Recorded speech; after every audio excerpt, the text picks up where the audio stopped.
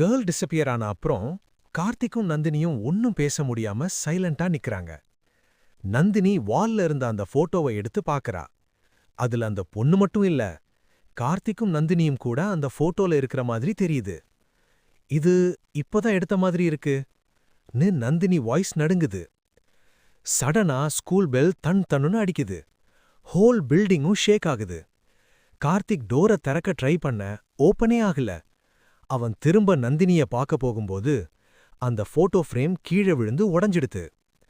Class chatter ஆன சத்தத்துல ஃப்ளோர்ல இருந்த கிளாஸ் பீசஸ் எல்லாம் ஸ்லோவா மூவ் ஆகி ஒரு சர்க்கிள் மாதிரி ஃபார்ம் ஆகுது.